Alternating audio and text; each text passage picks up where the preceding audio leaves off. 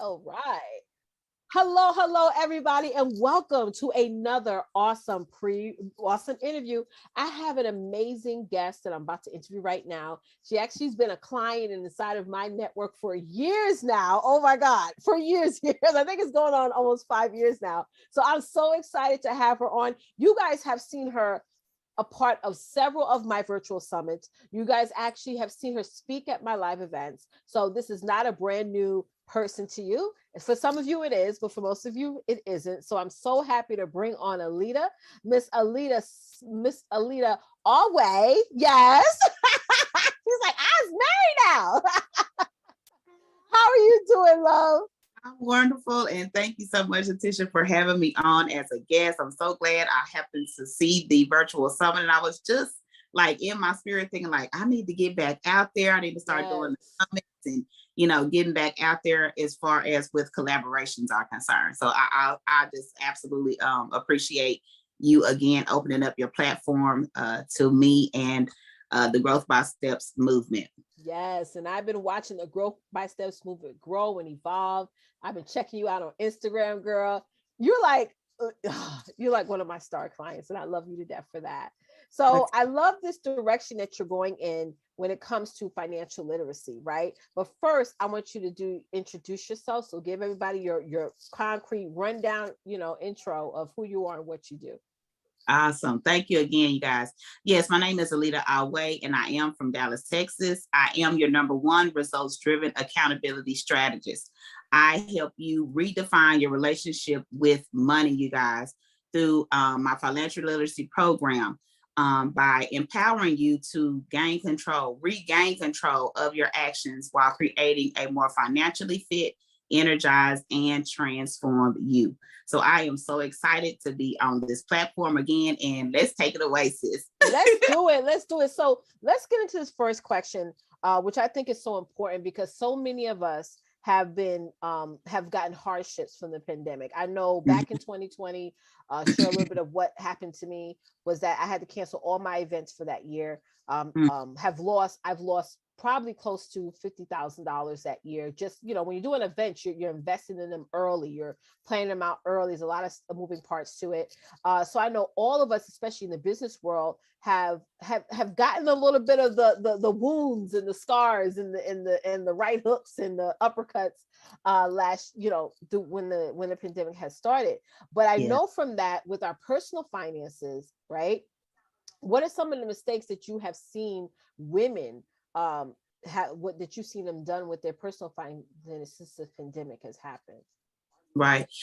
For me personally, I think that it's just the continued cycle of laying the eggs in the unbeneficial baskets. We talk about the wrong basket, and there's going to be several baskets that you can lay your eggs in, i.e. your money, your time, what you're sacrificing. You're not putting it in the most beneficial basket that's going to yield you the most results. Okay. So like when the pandemic came, everybody was in a panic because they were not prepared.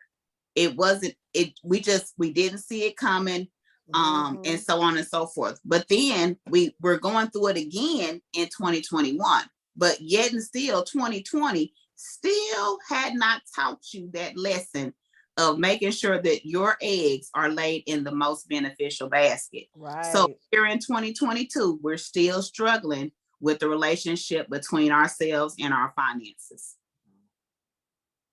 Yes, that's right. And I know for your presentation, you're going to really dive more deeper into what those beneficial baskets are.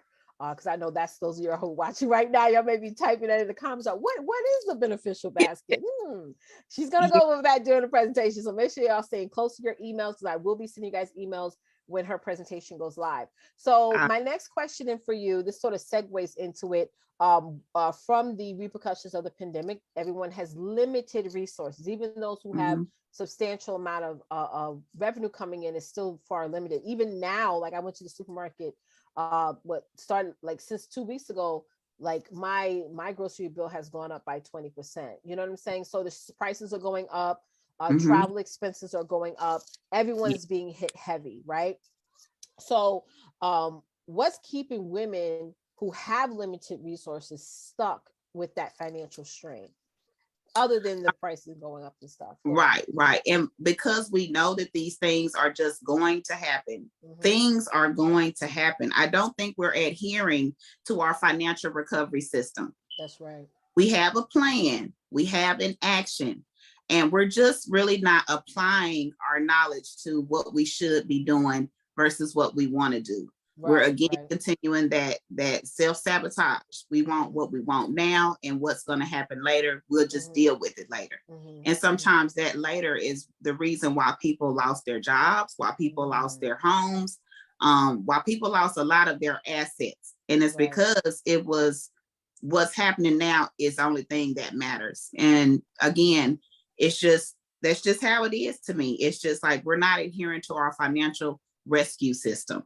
So you know what to do. It's just a matter of, why isn't it that we're doing it? That's right. And you're also going to go over that more in depth in your presentation. So I love that.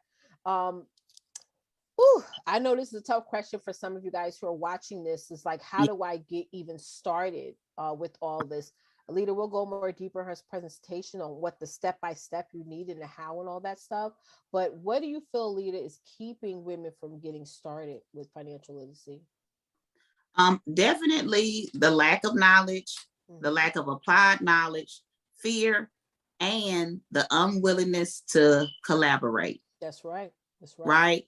You guys have to know that if you don't know, there's somebody in your circle that does. And if there's not, you need to take you and your circle to another circle of individuals that are going to educate you.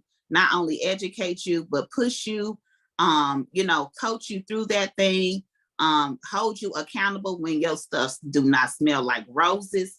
And we just refuse to collaborate. I think, right now, collaboration is the new currency. So if you're not willing to find the answers that you need because you don't know them, or you're not strong enough, to make the necessary steps, and you're going to have to get with somebody or somebodies that are in line with what your desires are. We're praying for it, we're believing it, but we're not taking the right actions, and we're not, really letting ourselves get out the way so that we can get in line with the solutions that are available to us. And I think that's where the fear factor comes in at. It's just, some people are just, they're just fearful, and they're just refusing to evolve mentally and physically. That's right. And I even know, for more than anything, is that sometimes women are feeling shameful, but it's like you said, through collaboration nowadays is survival. Collaboration is survival at this point. Right now, I'm seeing so many women learning more about financial literacy to the point now where they're like, well, they're having those aha moments. Like I'm hearing more like, I didn't know that. Really? I didn't know that. Right? It's all these aha moments that's happening. So I strongly encourage you guys to make sure that you tune into Alida's presentation, because you are going to have several, if not dozens of, aha moments that's going to get you to that next level through financial literacy. Financial literacy for me, especially me and my large, massive family, where right now my husband and I are just focusing on creating a large cash flow for our children. So when they get of age, they have that capital there. And they're able to use it smartly, because we're educating the kids on financial literacy as well. Some are catching on better than others, but we're going to get through it. But yeah, it's with that getting started, so I know you have had a large, not a long journey with educating yourself about how finances work. Just like myself, you have 6 children. I have 5, right? 6, right? Yeah. And you have a extended family as well. Yes. So that's 9 altogether. 9 altogether. So that's a lot of souls and minds to inspire and captivate. So how have you evolved with your financial journey these past few years? Definitely being more in tune with where I want my finances to take me in the future. I was that get it, spend it. Yes. Work every day. It's money being made every day. I just had the cliches about money, and that's how me and my relationship with money started. I really got more in tune with my relationship with money when I got married, because it wasn't just about me. It wasn't about me. the direction that we wanted for our family. So a lot of the things that I was doing wasn't going to coincide with the direction that we had for our family. So I knew, that I had to make decisions that were going to be best fit for the entire family, not just Alida. You can always coast by with just getting your kids candy and bubble gum sometimes, and that's okay. But then when they come and say, well, Mom, I need $400 for band. I need $300, for track or whatever. And then you're like, oh God, okay, well, I probably shouldn't have bought that pack of bundles. You know what I'm saying? Yeah. My hair is natural. I choose to wear bundles. And so sometimes I'm going to have to choose to be okay with my natural fro, which I will see me every time in that. That's right. So it's okay to be okay not to have the things that you want now for the future financial decisions that you're going to have to make later. Some expected and some not expected. So the new mantra is get it and how much can I keep of it? So that's my new mantra. That's right. And that's how, the what they call old money, new money. That's how the old money does it, different from the new money. That old money money is fine like wine.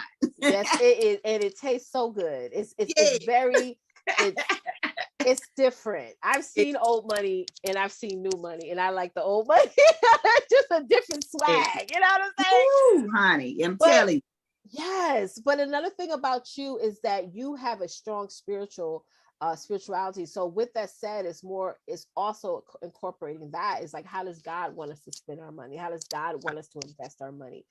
Because there is a lot in tune with that. I see a lot of, I am a Christian, but I do watch a lot of, Jewish, kosher, they call it like kosher financing that I see as well. And I see why they have so much money, massive amount of money and wealth trickling within their own communities, that I was like, you know what, we need to tap into, this strategy that they do, and we can tap it in within ourselves. And I think you are giving the world access to that. And I'm so proud of you for doing that. Right. So with that said, what is your presentation going to be about, Miss Iway? Iway, you got it, girl. And I'm going to be talking about, you guys, 5 reasons why you're not getting approved. Because as you know, money is king, but credit is the new currency. So it's all about spending other people's money and keeping your money in your wallets. Okay. So I want to talk about 5 reasons why you're not getting approved. And that is what we call it, old money strategy. It is. And that's exactly what they do. Go ahead. Listening. We haven't been listening to the signs. We ain't been wanting to hear it. But you guys, it's time to take a new ear, you guys. It's time to take a new direction. It's just time. Yes, it is. Everything has a season, and this is the season for financial literacy. That's right. And again, I'm so happy that you're going to be educating so many of the registrants who signed up. As I mentioned before, ladies, those of you who are watching, tuning in, check your email. You're going to get a time of when, Alida's presentation is going to go live. She's going to be interactive in the comments as well with you guys, if you guys happen to have any questions. So for some of y'all, like I said earlier, you're going to have those aha moments. So make sure you look out for them. So once again, thank you so much, Alida, for joining me.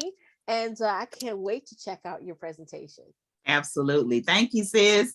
You're welcome. All right, guys. See you over. Bye.